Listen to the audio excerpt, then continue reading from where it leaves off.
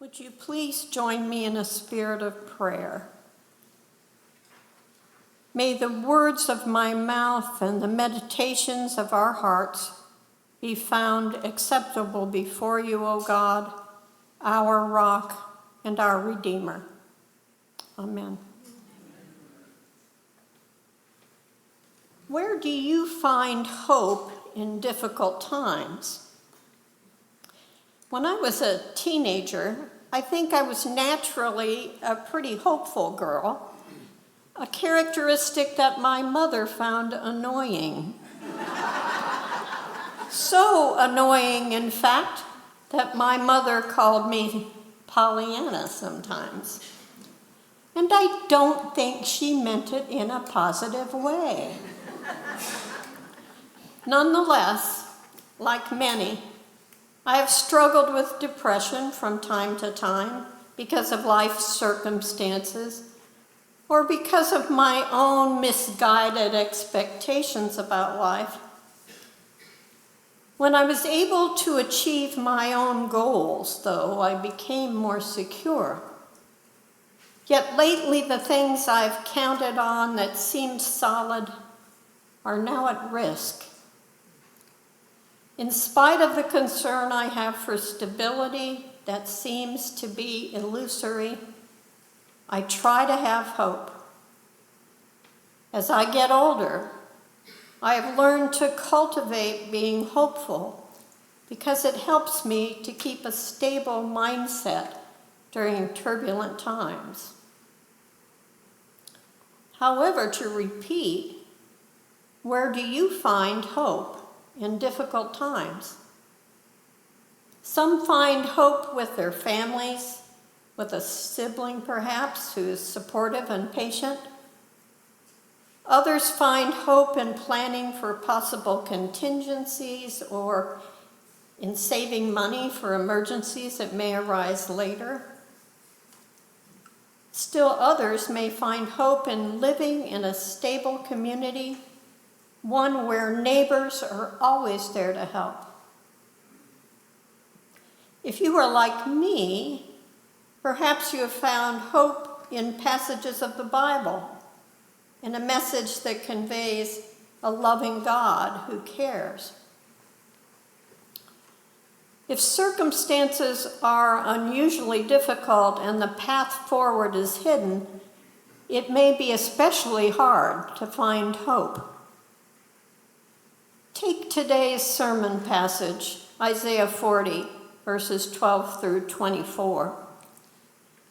It is thought by many biblical scholars to have been written at the end of the Babylonian exile.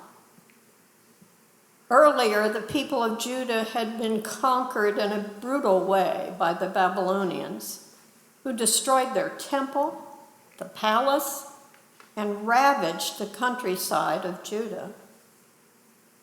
Then many of the people of Judah, especially leaders of the community, were removed from their homes and required to live in exile for many years. The exile lasted at least 47 years. Only when Babylon was conquered by the Persians were the people then allowed to return to Judah. They had spent 47 years waiting and hoping for a reprieve. Many had almost given up hope. Yet these were the circumstances which the prophet Isaiah intended to address toward the end of that long period of living in a foreign land. The chapters of 40 through 55 of Isaiah offer comforting words to a people in exile, to people who no longer felt hopeful.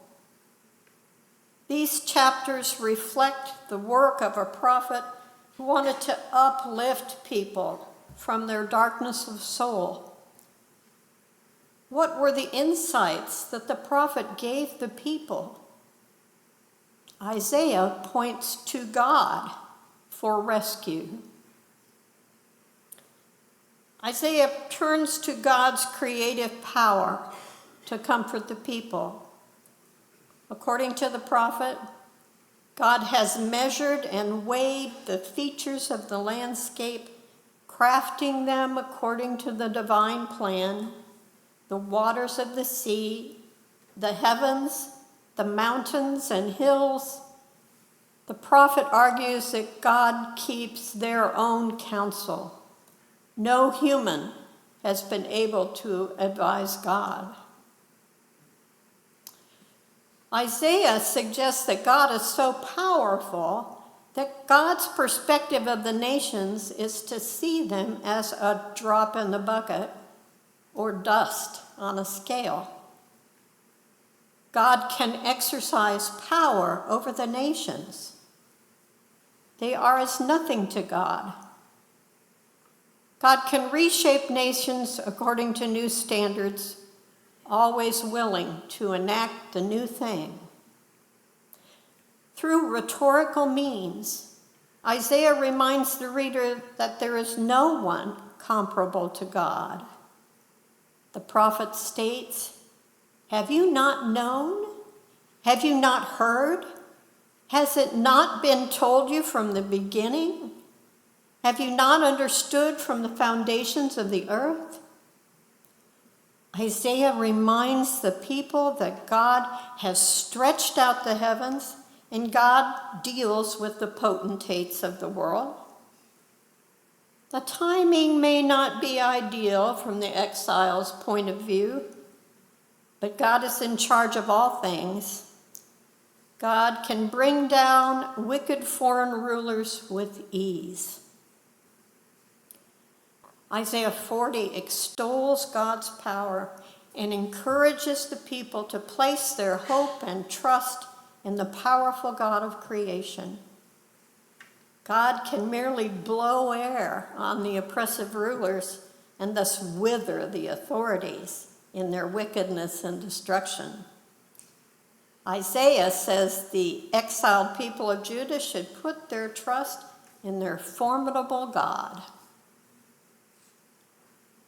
After Isaiah's reassuring speeches that occur several times through chapters 40 through 55, the people of Judah witness a regime change of great historical significance.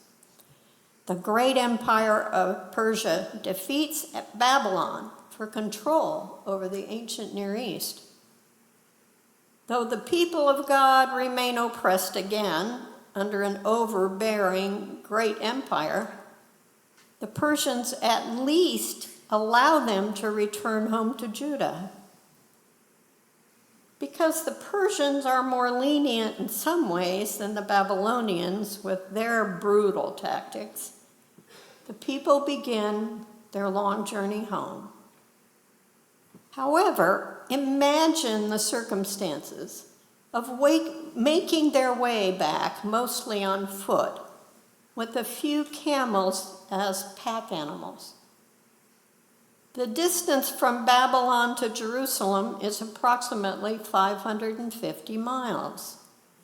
This would be roughly equivalent to walking from Sarasota to Selma, Alabama. The terrain was rough in some places, through dry desert country or mountainous terrain. Wide and deep rivers had to be crossed. Though the journey was difficult, many people of God made their way home. So some of us may feel depressed or inept to address current circumstances in our world, such as climate change accompanied by deadly storms, world politics that threaten the well-being of the vulnerable, long-ranging wars between nations, and rising anti-Semitism. We may all feel helpless in the face of life's challenges. Yet Isaiah persuades us to put our trust in the God of creation. Our God is extraordinarily capable and compassionate. The covenant commitment to God's people is everlasting.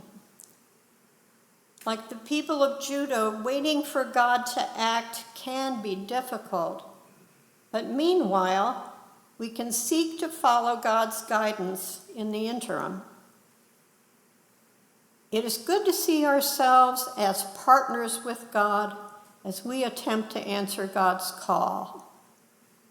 During the time we wait for God to usher in divine justice, we as a group can work for justice on earth, for the climate, for nature, for the marginalized, for the vulnerable, for all God's people. However, to empower and uplift our partnership work, we need to find ways to draw upon hope, to find it in our own midst.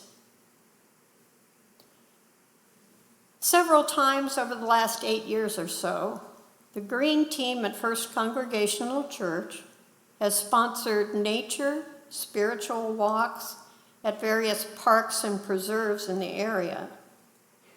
Our leader would lead us on meandering paths, wandering through forests and fields, by rivers and lakes. He would pause on occasion and read a devotional, one that had spiritual insights, but was also interwoven with the habitat. Helping us to identify native plants, our leader would help us to see which plants appealed to the wildlife. Those nature walks were very healing and gave us the sense of being connected to the wildlife, the plants, the animals and birds that we saw. These walks helped me to feel rooted to the ground on which we walked. As a member of our church's Green Team, one of the activities that is most rewarding is spending time watering or weeding our butterfly garden. 2 others and I spent a lot of time converting the butterfly garden to native plants. These plants appeal to our local pollinators, so when I weed or water, I often encounter different kinds of butterflies: Gulf fritillary, zebra longwing, giant swallowtail, and most exciting recently, an atala. The atala is a rare butterfly that was once thought to have gone extinct, but this type of butterfly is making a comeback here. Our congregation was able to see a swarm of these butterflies in the sweet almond bush when leaving the church. It gave me joy that what we had planted had helped the atala find a place to stay for a time. It was an event that gave us hope, and to see that our work in the garden was paying off.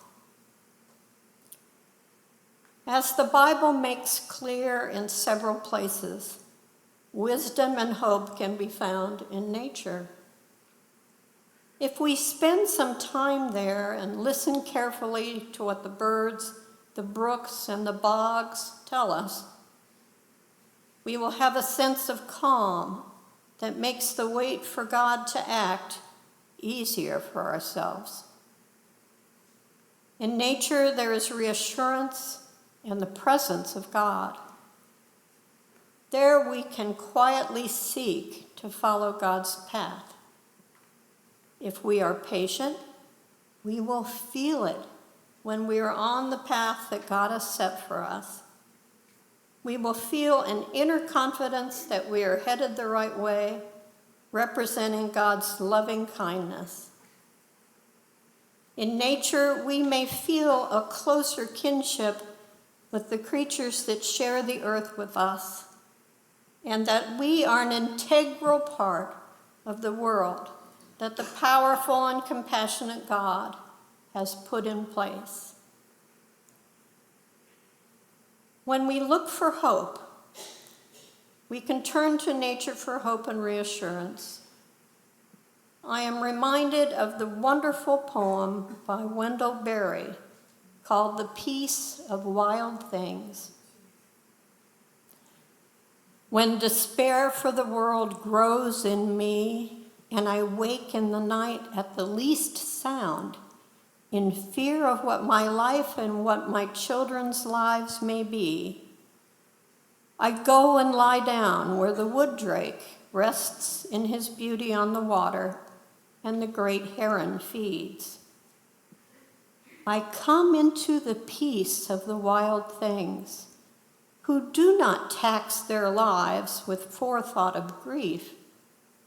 I come into the presence of still water, and I feel above me the day-blind stars waiting with their light. For a time, I rest in the grace of the world and am free. Amen.